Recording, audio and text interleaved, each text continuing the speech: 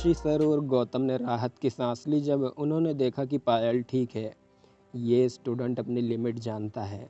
ऋषि sir ने गौतम से सोच समझ कर कहा। गौतम ने बिना किसी रिस्पॉन्स के बस आगे देखा। उसने आदर्श पर एक नज़र डाली। यह साफ था कि लंबी बैटल के बाद उसकी एनर्जी खत्म होने के करीब थी। अगर उस 100वें रैंक के करीब वाला कोई एक्सपर्ट दिखाई देता तो सबसे अधिक संभावना है कि वो हार जाएगा। एक ही व्यक्ति द्वारा लगातार 69 लोगों को हराने के बाद पहले ही फायर स्कूल को अपनी इज्जत से कीमत चुकानी पड़ी थी। सबसे इम्पोर्टेंट बात यह है कि वो केवल एक ट्रांसफ़र स्टूडेंट था। न केवल दूसरे एलिमेंट्स के स्टूडेंट्स यहाँ थे बल्कि एलिमेंटल डायरेक्टर भी यहाँ थे। गौतम नहीं चाहते थे कि पहली बार में यह इतना ज़्यादा ध्यान अट्रैक्ट करे। वह मंच पर थके हुए आदर्श से कहने से पहले थोड़ी देर के लिए झिझकते हुए फिर कहा, आदर्श अब हम इसे यहीं ख़त्म कर दें? क्या ख़त्म है? अगले को बुलाओ। आदर्श ने कहा, मैं अपने सारे शब्द वापस लेता हूँ। आपने अपनी बात को अपनी ताकत से साबित किया है। गौतम ने कंप्रोमाइज़्ड करते हुए कहा, क्या आपको सच में लगता है कि मैं आपके कहने के कारण ऐसा कर रहा हूँ? आदर्श ने अपनी निगाहें सोनू की ओर की, जो शॉक्ड और स्पीचलेस होकर बैठा था। कुछ समय पहले आदर्श छोटे लड़के से मिला था जिसने केवल बेसिक स्पेल हासिल किया था। उसे सेना में अजीबोगरीब नौकरियां दी गई क्योंकि वो कुछ और नहीं कर सकता था। लेकिन लाखों वाइट मैजिक फाल्कन्स और एक सुपर मैजिशियन का सामना करते हुए भी वो कभी भी पीछे नहीं हटा, एक कदम भी नहीं। आदर्श उस बच्चे से बहुत ही प्रभावित हुआ जिसने अब अपनी आत्मा खो दी थी। और फिर वह सोनू से टकराया जो बच्चों जैसा था। एंडलेस चैलेंजेस को रोकने की कोशिश करने के अलावा वह भी उसकी मदद करना चाहता था। फिर भी सोनू ने जो कायरता दिखाई वह शर्मनाक थी। हर किसी को मौत से डरने का अधिकार था। फिर भी स्कूल में जब उसकी जान को कोई खतरा नहीं था तब भी वह अपनी हिम्मत नहीं जुटा पाया या अपने सामने चैलेंज लेने का दृढ़ संकल्प नहीं जुटा पाया। ये एक स्वार्थी प्रतिक्रिया थी और कमज़ोर या डरपोक होने से इसका कोई लेना देना ही नहीं था। आमतौर पर आदर्श किसी ऐसे व्यक्ति पर अपना समय बर्बाद करने से परेशान नहीं होता जिसने खुद से हार मान ली थी।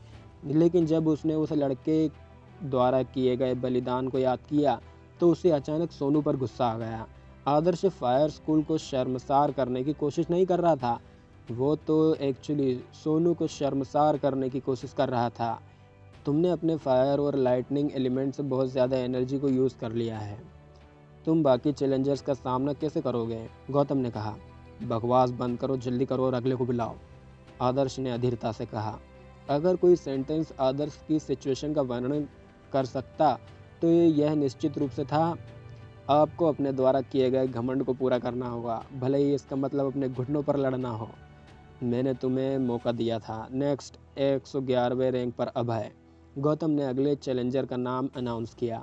नाम सुनते ही ग्राउंड पर मौजूद लड़कियां चीख पड़ी। अभय भले ही स्कूल में सबसे स्ट्रांग न हो, लेकिन वह डेफिनेटली लड़कियों के दिल में वाइट प्रिंस था। वो बहुत ही सुंदर था। इस तरह उसे चैलेंज देने वाली सभी लड़कियों ने उसकी रैंकिंग लेने के लिए नहीं बल्कि उसके सामने खड़े होने का मौका पाने के लिए ऐसा किया। भले ही स्कूल में हर कोई एक नेक इंटरमीडिएट मैजिशियन था और इस तरह की भोली हरकतें यहाँ नहीं होनी चाहिए, लेकिन सच्चाई ये थी कि कई लड़कियों ने पहले भी ऐसा किया था। ऋतु एक उत्साहित नज़र के साथ अभय की ओर मुड़ी और खुशी से झूम उठी। तो तुमने भी उसे चैलेंज दिया है? एकदम बढ़िया। इसे ख़त्म करने का समय आ गया है और डेफिनेटली आपकी रेपुटेशन में भी सुधार होने वाला है। ईमानदारी से कहूँ तो मैं उसकी बुरी सिचुएशन का फ़ायदा नहीं उठाना चाहता, लेकिन क्या करें, किसी को तो ऐसा करना ही होगा। चलो अब मेरी ही बारी है तो मैं ही कर देता हूँ। अभय ने अपनी यूजुअल स्माइल के साथ जवाब दिया। ऋतु ने सिर हिलाया। एक कहावत थी कि जो हैंडसम होते हैं उनकी किस्मत भी अच्छी होती है। ये पता चला कि ये कहावत सच थी।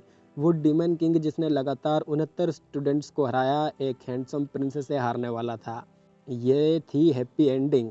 As a matter of fact जब उसने पहली बार उसे देखा तो उसने ट्रांसफ़र स्टूडेंट के इतने स्ट्रॉन्ग होने की उम्मीद नहीं की थी। अबे धीरे धीरे अपने पैरों पर खड़ा हो गया। लड़कियों की तेज़ तर्रार निगाहों और लड़कों की जेलस निगाहों के नीचे वह धीरे धीरे ग्राउंड पर चला गया। उसने एक जेंटल स्माइल के साथ आदर्श की ओर देखा। ईमानदारी से कहूँ तो मैं आपकी कैपेबिलिटीज़ से काफ़ी इम्प्रेस हूँ। मुझे पूरा यकीन है कि आप आसानी से टॉप 50 में अपनी रैंक बना सकते हैं, लेकिन अनफॉर्चुनेटली आप मेरी रैंकिंग 111वें रैंक पर जाने वाले हैं। तुम्हें क्या लगता है कि हमारे बीच कौन ज़्यादा हैंडसम है? आदर्श ने अचानक एक अजीब सा सवाल पूछा। अभय दंग रह गया। वो केवल सोच सकता था, व्हाट द हैक। बस थोड़ी देर के लिए हिचकिचाते हुए विनम्र स्वर में कहने लगा, हमारे अपने गुण हैं। पाखंडी? आदर्श ने उसे देखते हुए कहा। अभय ने हंसते हुए जवाब दिया, अगर मैंने कहा कि मैं हूँ तो तुम कहोगे मैं घमंडी हूँ। आदर्श ने अपना सिर हिलाया और कहा, मैंने तुम्हारे पहले सेंटेंस के कारण तुम्हें पाखंडी कहा था। जहाँ तक सवाल का जवाब है कि ज़्यादा हैंडसम कौन है, तो हमारे अपने गुण से तुम्हारा क्या मतलब है? प्लीज़ मेरी हैंडसमनेस की तुलना तुम नहीं कर सकते। अभय के चेहरे की मुस्कान सख्त हो गई। उसने तुरंत सोचा, क्या इस आदमी को किसी तरह का मेंटल डिसऑर्डर है? दूसरी बार सोचने पर अभय ने धीरे धीरे इसे एक्सेप्ट कर लिया। आखिरकार एक उच्च अहंकार वाले व्यक्ति को जेलस होने की उम्मीद थी जब लड़कियां अपने ओपोनेंट का नाम चिल्ला रही थी। तुम्हारे उन उबाऊ सवालों में मैं अपना टाइम और एनर्जी वेस्ट नहीं करूंगा। तुम्हारी जीत की होड़ यहीं ख़त्म होती है। अभय का जवाब ठंडा था। उसने अब तिरस्कारपूर्ण आदर्श पर कोई दया नहीं दिखाई। आदर्श वहीं खड़ा था। उसकी एनर्जी खत्म हो चुकी थी, लेकिन वो पैनिक नहीं हुआ। उसने बैटल स्टार्ट करने के लिए गौतम की अनाउंसमेंट का धैर्यपूर्वक इंतज़ार किया। गौतम अभी भी झिझक रहा था। उसने तुरंत बैटल स्टार्ट करने के लिए अनाउंसमेंट नहीं की, जैसे कि वह आदर्श को अपनी एनर्जी को फिर से भरने के लिए कुछ एक्स्ट्रा टाइम देकर अपनी दया दिखा रहा हो। ऐसी कई लड़ाइयों में टिके रहना बेहद ही डिफ़िकल्ट था। अमित, आपके लाइटनिंग स्कूल से ये ट्रांसफ़र स्टूडेंट काफ़ी उल्लेखनीय है। क्या वो यहाँ जानबूझकर हमारी इज्जत उछालने यहाँ आया है? मुझे नहीं लगता कि आप इतनी बड़ी टैलेंट को जाने देना चाहते हैं। ऋषि सर ने लाइटनिंग स्कूल के एलिमेंटल डायरेक्टर को देखते हुए कहा, आपका क्या मतलब है कि यह मेरा स्टूडेंट है? अमित ने कन्फ्यूज़न में पूछा। गौतम ने भी उनकी बात सुनी और पूछा, वो एक ट्रांसफ़र स्टूडेंट है और उसका सेकेंडरी एलिमेंट लाइटनिंग है। वो आपका स्टूडेंट कैसे नहीं है? मैं उसे नहीं जानता। लाइटनिंग स्कूल के एलिमेंटल डायरेक्टर ने कन्फ्यूज़न में भुएं चढ़ाते हुए कहा, बहुत सारे एक्सपर्ट हैं, शायद आपको वो याद नहीं है। ऋषि सर ने मुस्कुराते हुए कहा, इम्पॉसिबल। हमारे लाइटनिंग स्कूल में बहुत ही कम स्टूडेंट्स हैं। मैं उनमें से हर एक को जानता हूँ। ये बच्चा मेरे लाइटनिंग स्कूल से नहीं है, अमित सर ने सख्ती से कहा।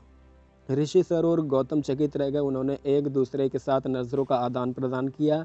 अगर ये आदमी लाइटनिंग स्कूल से ट्रांसफ़र नहीं हुआ तो वो किस एलिमेंट से आया था? अरे, मुझे लगता है कि ये स्टूडेंट समन एलिमेंट के एलिमेंटल डायरेक्टर को कुछ कहना था, लेकिन वो बीच में ही रुक गए।